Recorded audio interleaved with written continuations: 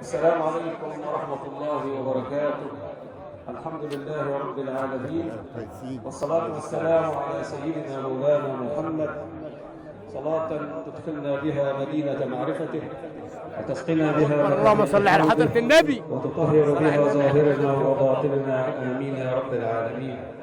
من شراب إلى شراب، من شراب الذكر إلى شراب العلم، شرفنا في هذه الليلة مع فضيلة العالم الدكتور عبد الحليم العزمي، رئيس تحرير مجلة الإسلام وطن، والداعي الأول للطريقة العزمية أبناء الإمام المجدد السيد محمد ماضي أبو العزائي، والأمين العام للاتحاد العالمي للطرق الصوفية والمتحدث الرسمي للاتحاد، فليتفضل سعادته مشكورا. بسم الله الرحمن الرحيم. الحمد لله رب العالمين، الحمد لله على ما أنعم، وله الشكر على ما ألهم، والثناء بما قدم من عموم نعم ابتداها وسبوغ آلاء أسداها وتمام منن والاها، والصلاة والسلام على حبيب الله ومصطفاه سيدنا ومولانا محمد، الذي تشرفت به قلوب العارفين وتجملت بذكره والثناء عليه ألسنة الملائكة والأنبياء والمرسلين، من لولاه لتمنى كل واحد منا يوم القيامة أن يكون ترابا. اللهم صل وسلم وبارك عليه وآله، وأعطنا الخير وادفع عنا الشر ونجنا واشفنا يا رب العالمين. أما بعد، إخواني في الله وأحبابي في سيدنا ومولانا رسول الله صلى الله عليه وآله وسلم، كل عام وأنتم بخير. كانت تربطني علاقة قوية بفضيلة الشيخ محيي، وكان على اتصال دائم بي،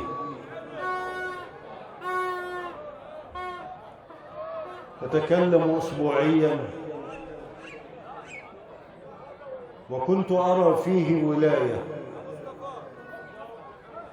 وأعتقد أن من أنكر ذلك شهد به يوم انتقاله،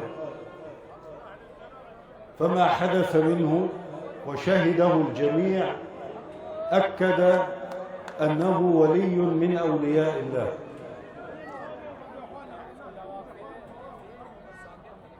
ومن يعادي الأولياء فهو في حرب مع الله. جاء في الحديث: من عادى لي وليا فقد آذنته بالحرب. حربهم مع الله وليس مع الناس. ومن من الخلق يستطيع أن يحارب الله؟ لا شك أنه مهزوم، ولن تقوم له قائمة، وهو في الآخرة من الخاسرين. الولي من الأسماء المشتركة بين الله والعبد، وهذه الأسماء هي الأشرف والأسمى بالنسبة للعبد، أن الله تعالى يسميه باسم من أسمائه. فمن الأسماء المشتركة المؤمن، الله تعالى اسمه المؤمن. الملك القدوس السلام المؤمن، الله من أسمائه المؤمن. والعبد من أسمائه المؤمن. اسم مشترك.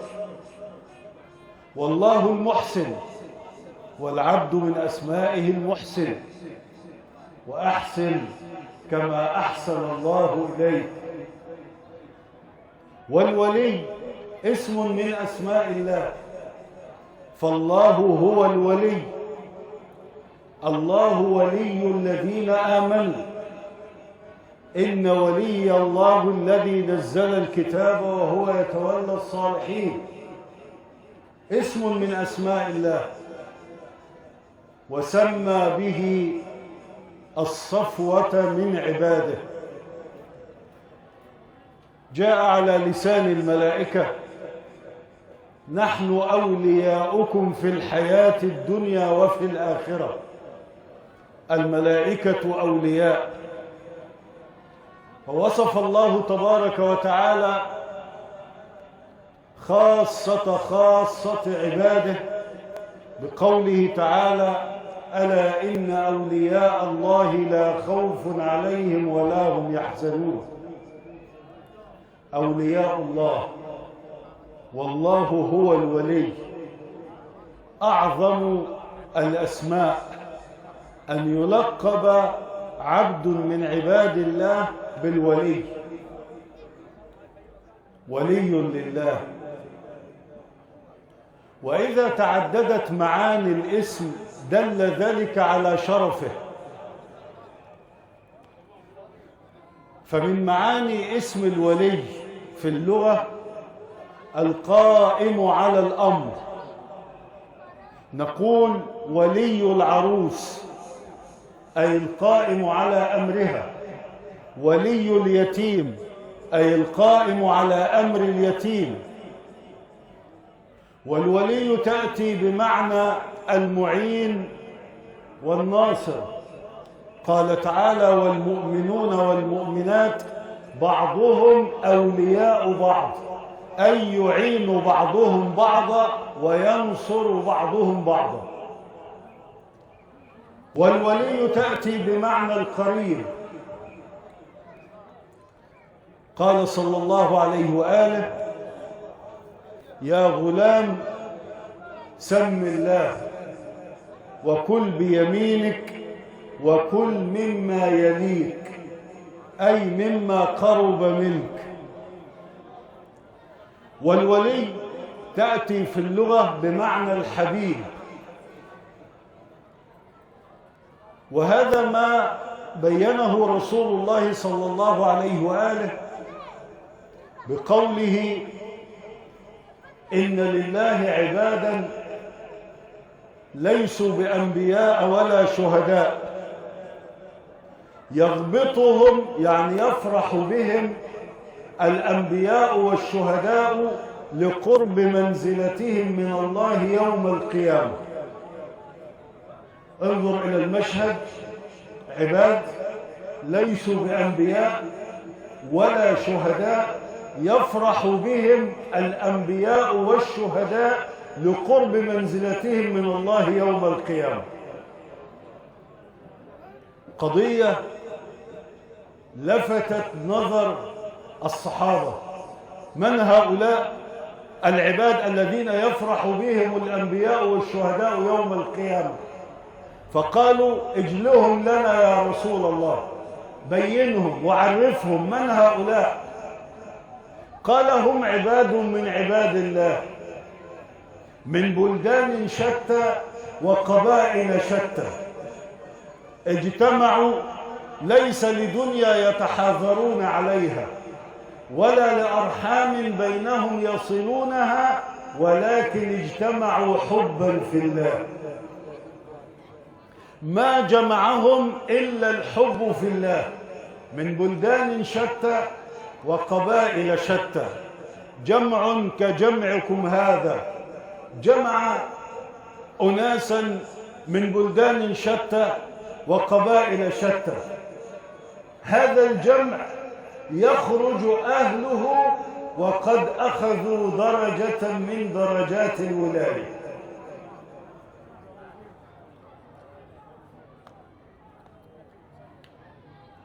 اجتمعوا حبا في الله. والله الذي يقسم هنا هو رسول الله، يقول والله إنهم لنور وإنهم لعلى نور يفزع الناس ولا يفزعون ويخاف الناس ولا يخافون. ثم تلا قوله تعالى ألا إن أولياء الله لا خوف عليهم ولا هم يحزنون.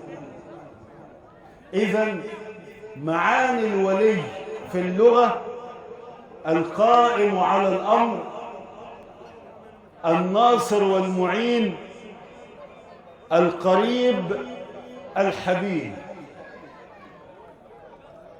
فإذا قال ربنا الله ولي الذين آمنوا، نفهم أن الله تبارك وتعالى هو القائم على أمرهم، وهو المعين والناصر لهم، وهو القريب منهم، وهو الحبيب.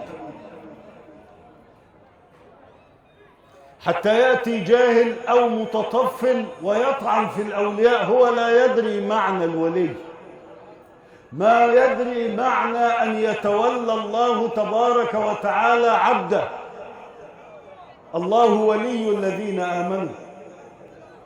الولاية مشتركة من الرب للعبد ومن العبد إلى الرب. الرب تولى عبده المؤمن، تولى نفسه ولاية رعاية فهذبها، هذب نفسه، ثم تولى قلبه ولاية عناية فأوصله، صارت نفسه زكية وقلبه موصول بمولاه. هذه ولاية الرب للعبد، ولاية إنعام وعطية. وولاية العبد للرب أن يفنى عن كل ما سواه، لا يشغله عن ربه شاغل. قال الإمام أبو العزائم أبدا قلوب العاشقين تعذب.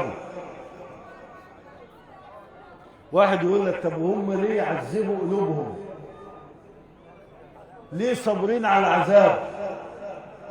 أبدا قلوب العاشقين تعذب وعذابهم راح لهم بل أعذبوا. إن عاينوا وصف الجميل تمايلوا. يقول لك الجماعة اللي قاعدين يفقروا ولا بيرقصوا، هو أنت عارف هم شايفين إيه؟ إن عاينوا وصف الجميل تمايلوا والنار في أحشائهم تتلهب. يا ويحهم مما بهم في دهشة وحبيبهم أنواره لا تحجب. قد كنت أعزلهم، كنت بنكر عليهم، قد كنت أعزلهم إلى أن ذقت ما ذاقوا فصرت لهم أحن وأرغب. الكل طمعا في الجنان تعبدوا وأنا القتيل بحبه لا تعجب. غيري يميل إلى الجنان ويطلب وأنا الذي منها أفر وأهرب. الكل خوفا من جحيمك سيدي صاموا وصلوا عن رضاك تحجبوا. نار الجحيم مع الرضا هي جنتي أما النعيم بغيره لا أرغب. ألم يلقى الخليل إبراهيم في النار؟ نار الجحيم مع الرضا هي جنتي. قلنا يا نار كوني بردا وسلاما على إبراهيم. أخلص لمولاك في سر وفي علن يجلى لك الوجه تدنو منك أنوار. أرى فؤادي يطالبني برؤيته والقلب يحجبه حظ وأعذار. يا قلب أخلص، فإن الروح آلهة للحق لم يلهها حور وأبكار. الله أكبر لا الفردوس يحجبني عن الجميل تعالى وهو غفار. ولاية العبد للرب أن يفنى عما سواه. ولاية عبودية وانكسار، فيكون المقام نور على نور. نور العبودة فوقه نور العلي هو الغفور، نور على نور لدى عودي إلى بدء السرور. الله ولي الذين آمنوا. لو قال الرحيم ولي الذين آمنوا لكانت الولاية هي الرحمة فقط. لو قال المحسن ولي الذين آمنوا لكانت الولاية هي الإحسان فقط. الله الاسم الجامع للجمال والجلال والكمال. يمر الولي بتقلبات في حياته إذا وجه بالجمال أو وجه بالجلال أو وجه بالكمال. كيف تعرف الولي وهو مواجه بالجمال أو مواجه بالجلال أو مواجه بالكمال؟ كيف يكون حاله؟ إذا كان الولي في حالة بسط وأنس فهو مواجه بالجمال. إذا كان في حالة فناء ومحو فهو مواجه بالجلال.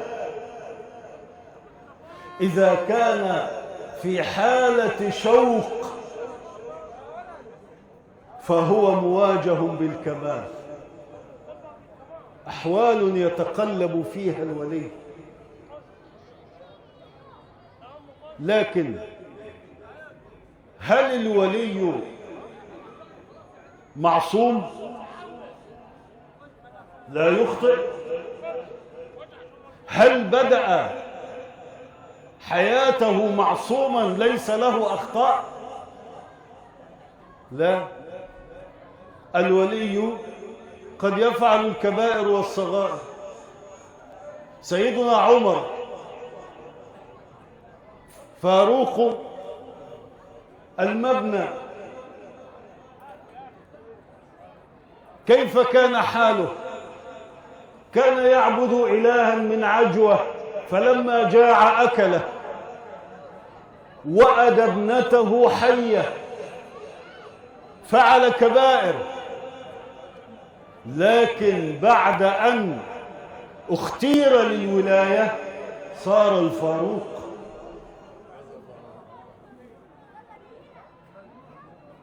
صار الفاروق. هناك حكمة للإمام أبو العزائم يقول: لا يكبر على التوبة كبير ولا يصغر على الولاية صغير. مفيش حد يكبر إنه يتوب.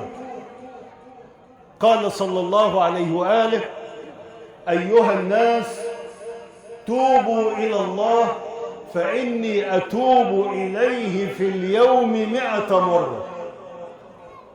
رسول الله يقول: توبوا فإني أتوب إلى الله في اليوم 100 مرة. لا يكبر على التوبة كبير ولا يصغر على الولاية صغير. ما تقولش يعني الأولياء دول إحنا فين وهم فين. لا، ما تستصغرش نفسك. أنت بتعمل ذنوب ومعاصي، ما هم عملوا ذنوب ومعاصي. اسمع للإمام وهو بيقول: أهل العزائم للمحبوب قد رفعوا. لما تسمع أهل العزائم ما تفكرش إن هم أتباع الطريقة العزمية. أهل العزائم يعني أصحاب الهمم العالية والعزائم القوية. أهل العزائم للمحبوب قد رفعوا لم يلههم عنه أعلام الكرامات.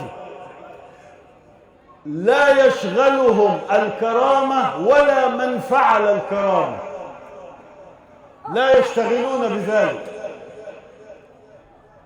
فروا إليه من الدنيا وآخرة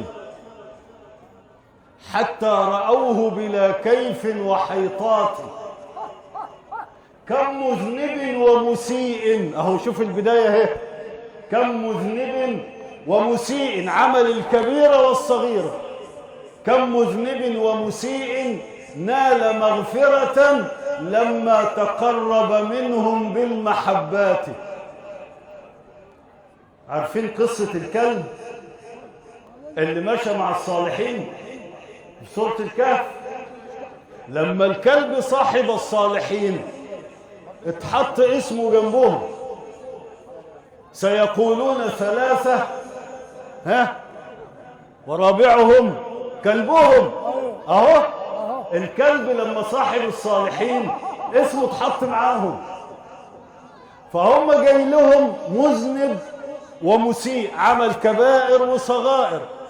كم مذنب ومسيء نال مغفرة لما تقرب منهم بالمحبات. ايه اللي حصل له؟ أضحى وليا. شوف بدأ عامل ايه؟ بدأ مذنب ومسيء، حب الصالحين وتقرب منهم، أضحى وليا له قلب ومعرفة يرى النبي عيانا حال خلوات. يرى النبي عيانا حال خلواته. فما تستصغرش نفسك على الولاية وتقول احنا فين والأولياء فين. لا. طب ازاي تكون من أولياء الله؟ ايه الشروط اللي لو تحققت تكون وليا لله؟ في حكمة للإمام أبي العزائم مهمة في جانب الولاية. بيقول للسالك اللي هو بيبدأ السير والسلوك في طريق رب العالمين، للسالك 4 واجبات لا بد منها. في 4 واجبات لا بد منها عشان تكون ولي. لازم ال4 دول يتحققوا. انتوا عارفين الأدوية اللي احنا بناخدها اللي بيكتبها لنا الدكتور دي ونروح نجيبها من الصيدلية؟ الأدوية دي بتتصنع من ايه؟ في زروع معينة بياخدوا منها مادة ويحطوا المادة دي على المادة دي يطلع لك الدواء، مش كده؟ مين اللي بيعمل التركيبة دي؟ الصيدلاني. كانوا زمان في الصيدليات الأجزخانات يعني تروح للدكتور يركب لك الدواء، يجيب المادة دي على المادة دي على المادة دي ويديها لك، مش كده؟ الصيدلاني ده عارف كل مادة فايدتها ايه، لما تتحط مع مادة تانية يطلعوا ايه، مع مادة تالتة يعالجوا ايه.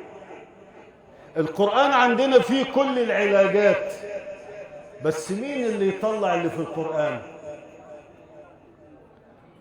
في خبير ربنا قال عنه الرحمن فاسأل به خبيرا. الخبير بالرحمن يطلع لك الدواء والعلاج من قلب القرآن. انت بتقرأ القرآن وخلاص، انما اللي في جوه القرآن وننزل من القرآن.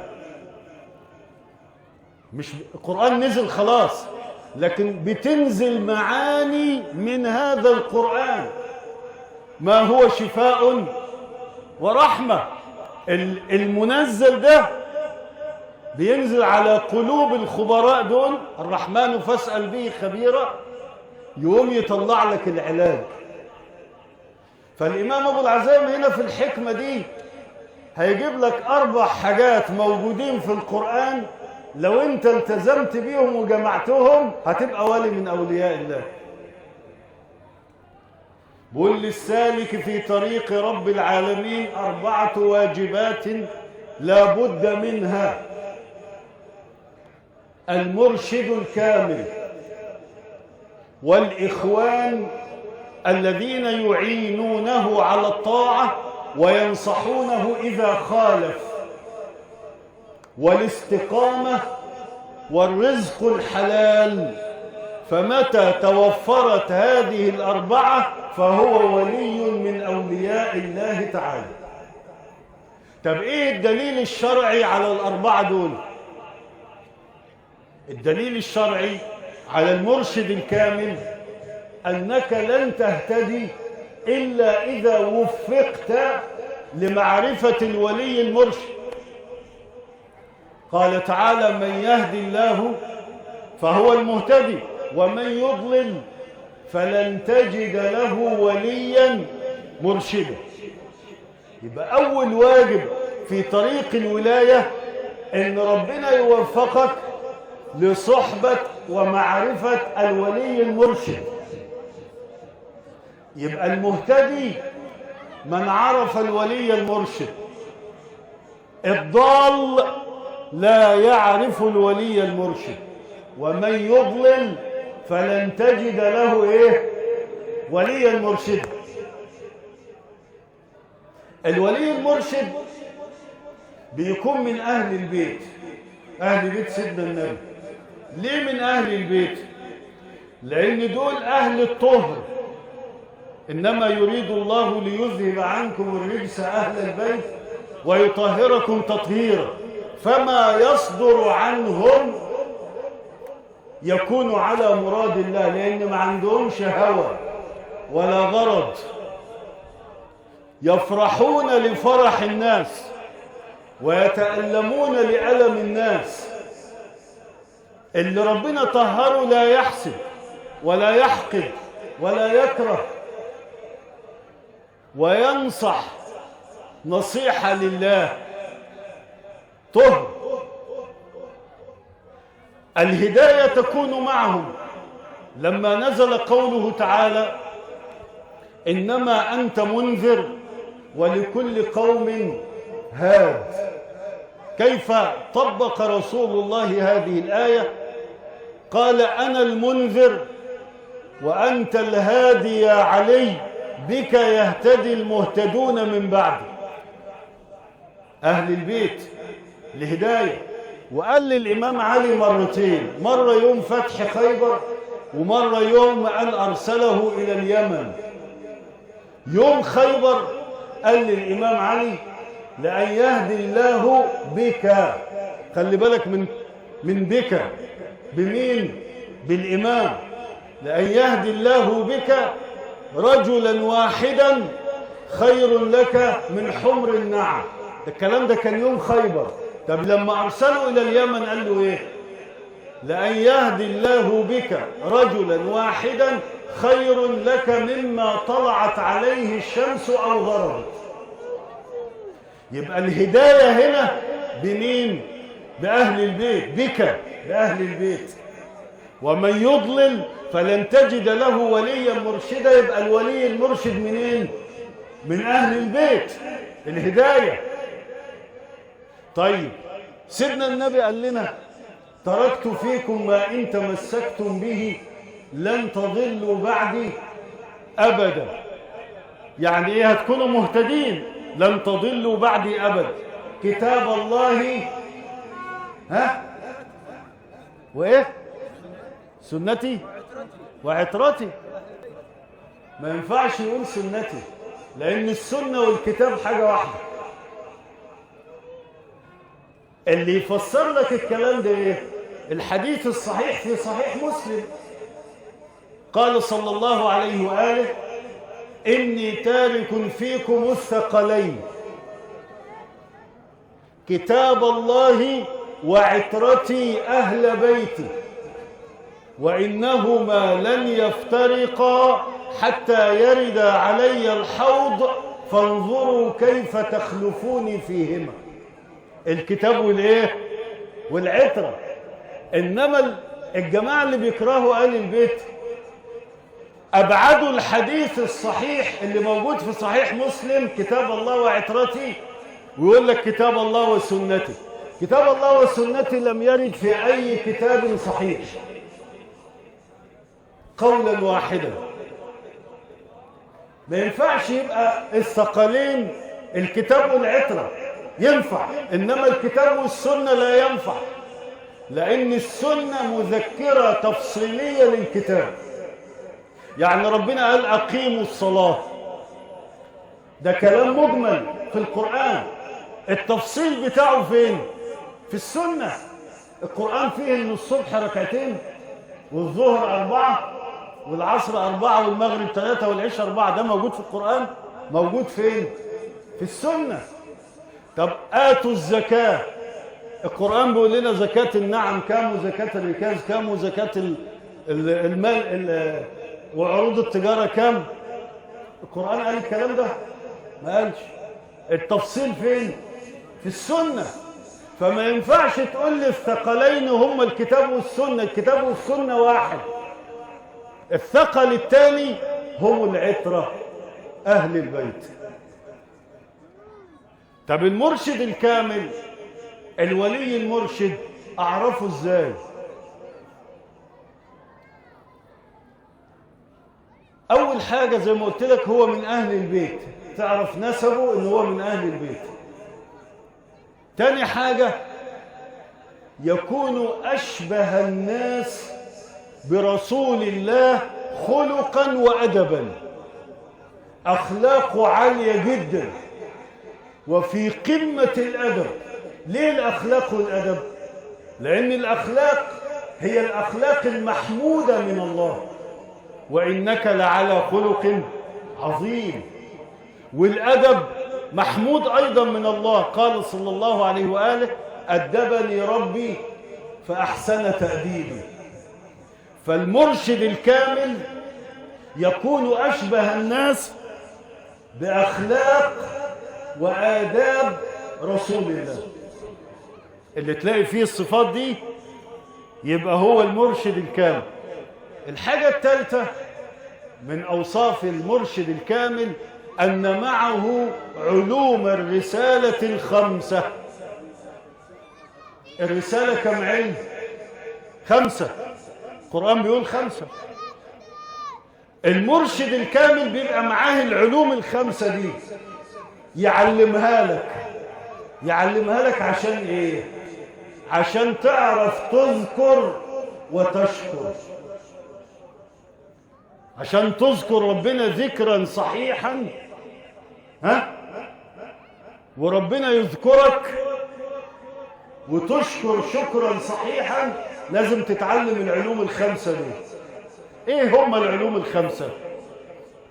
قال تعالى كما أرسلنا فيكم رسولا منكم. يعمل ايه؟ 5 حاجات: يتلو عليكم آياتنا ويزكيكم ويعلمكم الكتاب والحكمة ويعلمكم ما لم تكونوا تعلمون فاذكروني أذكركم واشكروا لي ولا تكفرون. لا هتعرف تذكر ولا تشكر إلا بعد العلوم ال5.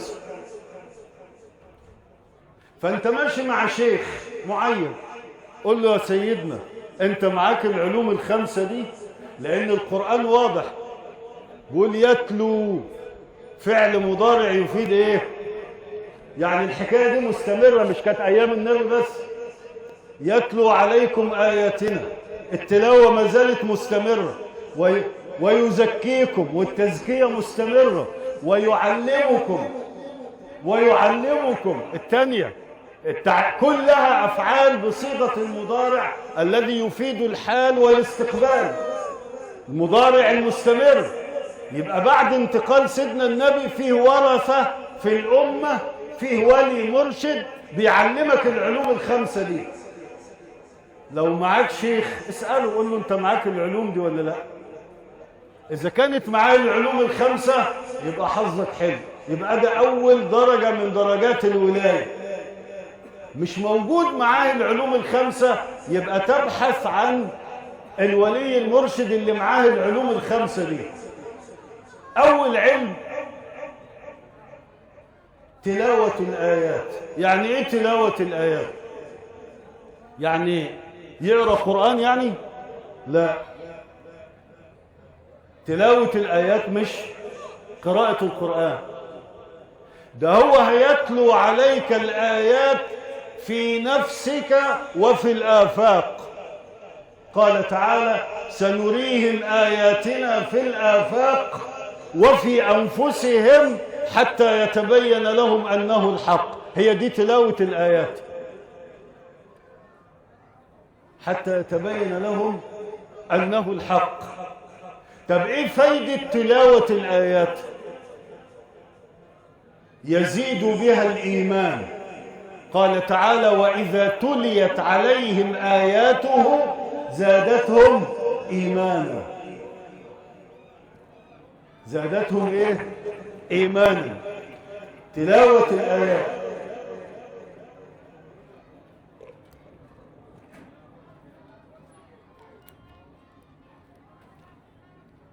صلوا على رسول الله. طيب، تلاوة الآيات أول علم من العلوم الخمسة. يقول لك السماء دي آية، الأرض آية، وفي الأرض آيات للموقنين وفي أنفسكم أفلا تبصرون. تبصرك بما فيك يكفيك، وتركك ما لا يعنيك يغنيك، وكل ما خرج من فيك فهو فيك. كل إناء بما فيه ينضح. خدت بالك؟ العلم الثاني تزكية النفوس. النفس زيها زي الأرض اللي انت بتزرعها. ينفع تزرع في أرض مالحة؟ ينفع تزرع في أرض سبخ؟ مش لازم الأول تفلح الأرض. إنما الزارع مين؟ الله. انت فلاح بتفلح الأرض، تقلبها وتخططها وتحط الحبة. حطتها عدلة، حطتها مقلوبة. الزارع مين؟ الله. أفرأيتم ما تحرثون أأنتم تزرعونه أم نحن الزارعون؟ مش كده؟ هو بقى هيزرع يطلع الحبة. النفس بتاعتك زي الأرض دي، محتاجة حد يفلحها يزكيها. والذي تزكت نفسه أفلح. قال تعالى ونفس وما سواها فألهمها فجورها وتقواها قد أفلح من زكاها وقد خاب من دساها. فبنقول علم تزكية النفوس ده بيصلح الأرض بتاعتك اللي هي نفسك. النفس فيها نقائص. فيها إيه؟ نقائص. في كبر، حسد، طمع. كل دي أمراض موجودة في النفس. وكان الإنسان عجولا وكان الإنسان قتورا. ومن يوق شح نفسه فأولئك هم المفلحون. كل دي عيوب. إن الإنسان لظلوم كفار إنه كان ظلوما جهولا. كل دي عيوب. هو بيزكي نفسك، بيطهرها من العيوب دي. عشان العلم الثالث اللي هو ويعلمكم الكتاب. الكتاب ينزل على أرض صالحة يطلع ثمرة طيبة. الجماعة اللي هم الخوارج اللي ظهروا في الأمة يقول لك أنا عايز العيل الصغير تعمل بيه، يقول لك أعلمه القرآن. هو بدأ خطأ. البداية مش بالقرآن، ده القرآن ثالث علم، ويعلمكم الكتاب بتيجي بعد تزكية النفس وبعد تلاوة الآيات. طب سيدنا النبي كان بيعلم الصحابة ازاي؟ كانت الصحابة تقول كان رسول الله يعلمنا الإيمان قبل القرآن، وفي رواية يعلمنا الإيمان قبل الأحكام. الإيمان اللي بيتعلموه منين؟ في تلاوة الآيات، وإذا تليت عليهم آياته زادتهم إيمانا. فهم بيبدأوا التعليم خطأ، فبيطلعوا لنا إرهابيين وقتلة ومكفرين، لأن هم ما ربوش على منهج سيدنا النبي. ويعلمكم الكتاب وإيه؟ والحكمة. والحكمة ده علم وهبي وليس كسبيا. وهب، قال تعالى يؤتي الحكمة من يشاء ومن يؤتى الحكمة فقد أوتي خيرا كثيرا. العلم الخامس إيه؟ ويعلمكم ما لم تكونوا تعلمون، اللي هو العلم اللدني، وعلمناه من لدنا علما.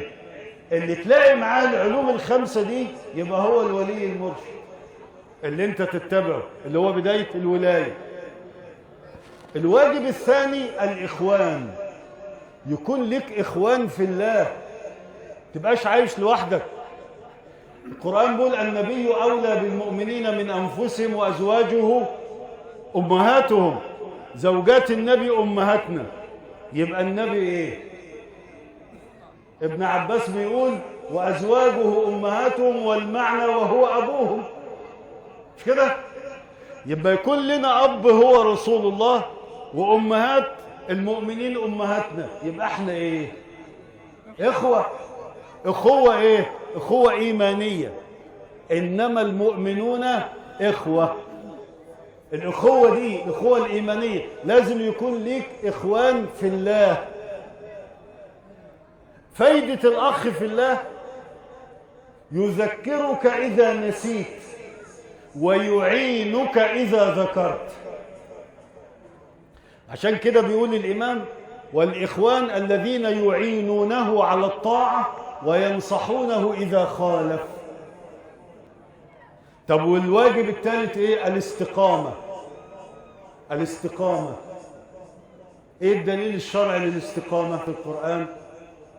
إن الذين قالوا ربنا الله ثم استقاموا، قالوا وعملوا، قالوا ربنا الله ثم استقاموا، ده عمل. استقامة عمل.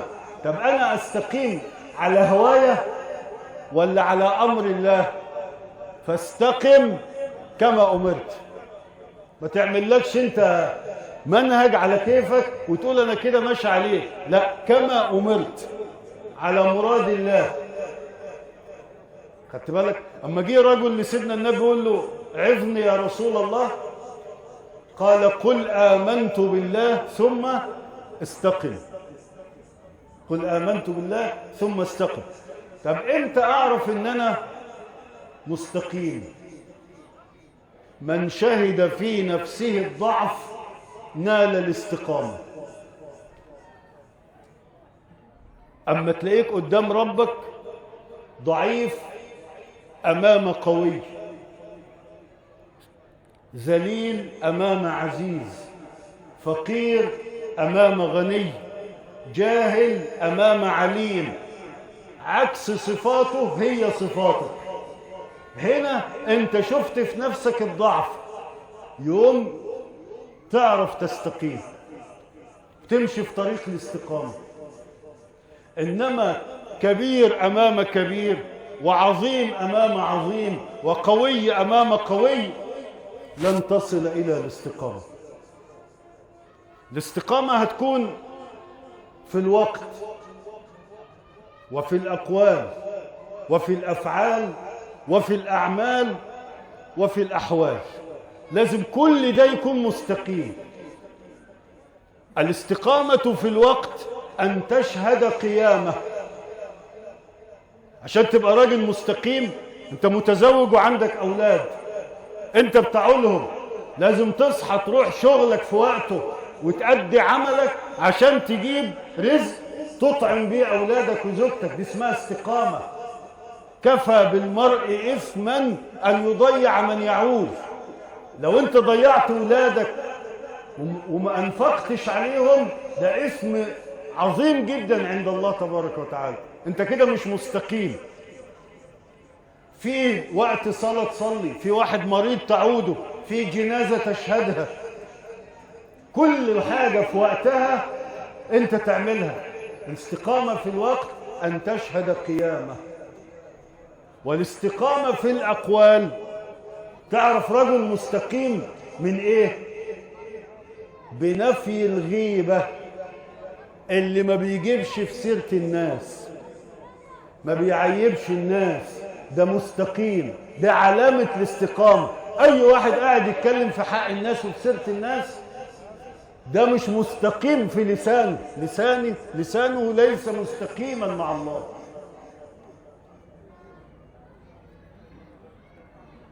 ولا يغتب بعضكم بعضا، مش ربنا قال كده؟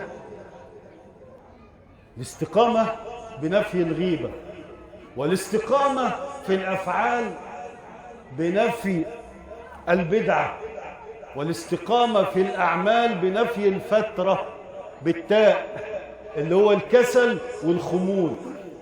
ايه الفرق بين الأفعال والأعمال؟ الأفعال الفعل بيكون مرة واحدة وليس متكررا أو مستمرا، حاجة بتعملها مرة واحدة اسمها فعل. إنما العمل يكون متكررا ومستمرا. عشان كده سيدنا النبي بيقول إيه؟ أفضل الأعمال، ما قالش الأفعال، أفضل الأعمال أدومها وإن قل. يعني قمت في ليلة كده عندك حال صليت 100 ركعة وبعدين قعدت شهر ما تصليش بالليل، دي مش استقامة. الأفضل كنت تصلي كل ليلة ركعتين، أدومها وإن إيه؟ وإن قل. دي اسمها استقامة. خدت بالك؟ الاستقامة في الأحوال بنفي الحجبة. انفي الحجاب اللي بينك وبين ربك. توقفت تصلي، سيدنا النبي يقول الله في قبلة المصلي. هتقول له الله أكبر، يقول لك لبيك عبدي، أقبل عليك بوجهه. تقول الحمد لله رب العالمين، هيقول إيه؟ حمدني عبدي، الرحمن الرحيم مجدني عبدي. طب انت قمت قايل الله أكبر وبعدين رحت تشوف الزرعة ورحت تشوف العيال ورحت كام 50 مشوار وانت واقف في الصلاة وطلعت ما انتش حاضر. ده اسمه التفات. التفت، انت قلت الله أكبر فأقبل قال لك لبيك عبدي، انت التفت. سيدنا النبي بيقول إياكم والالتفات في الصلاة فإنه هلك. خلي بالك من حكاية الالتفات في الصلاة دي. يقول العارف في لفتتي حجبتي، والحجب نار لظى من فوق نار الغضا سيري لمنان. يبقى الثلاث واجبات عشان تبقى ولي من أولياء الله: صحبة المرشد الكامل، الإخوان في الله، بعدين الاستقامة. آخر حاجة الرزق الحلال. مفيش ولي بياكل حرام، رزق حلال. والرزق مش في المال فقط، الصحة رزق، العلم النافع رزق، الأخلاق الحسنة رزق. قال صلى الله عليه وآله: ما أعطي الناس خير من خلق حسن. رزق. الأخلاق، الأرزاق دي الحلال بتكون سبب في إجابة الدعاء. لو أنت بتاكل حلال دعائك يستجاب. قال صلى الله عليه وآله: يا سعد أطب مطعمك تكن مستجاب الدعوة. الرزق الحلال يجعل أولادك بارين بك. عايز ولادك يبقوا بارين بك، أكلهم حلال. أكلهم إيه؟ حلال. اسمعوا عن واحد من السادة الصوفية اسمه عبد الله بن المبارك. ده كان عالم كبير وليه مسند في الحديث زي الإمام أحمد بن حنبل. واحد جاي بيقول له: يا ابن المبارك، لقد أحسنت إلى ابني قبل أن يولد، وأحسنت إليه بعد أن ولد، ثم عقني. قال: كيف أحسنت إليه قبل أن يولد؟ قال: أحسنت اختيار أمه وخاله. جايب واحدة من أسرة طيبة وأصل طيب. قال: وكيف أحسنت إليه بعد أن ولد؟ قال: أحسنت اسمه وتربيته وتهذيبه.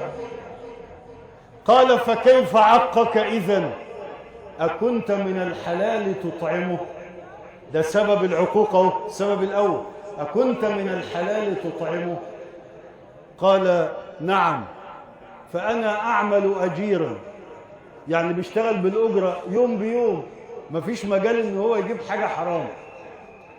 قال: أكنت تدعو عليه وأنت غضبان؟ قال: كثيرا. قال: إذن فقد أفسدته وضيعته. ويدعو الإنسان بالشر دعاءه بالخير، وكان الإنسان عجولا. أما ابنك يغلط ما تدعيش عليه، ادعي له بالهداية، قول: يا رب اهديه. يوم ربنا يخلي ابنك بار بيك، ما يبقاش عاق. فإذا اكتملت هذه الأربعة في شخص فهو ولي من أولياء الله تعالى. ده الطريق اللي ممكن نمشي عليه، وإن شاء الله ربنا يجعلنا منهم ويرزقنا حسن صحبتهم في الدنيا والآخرة، إنه ولي ذلك والقادر عليه. شكر الله لكم، وكل عام وأنتم بخير.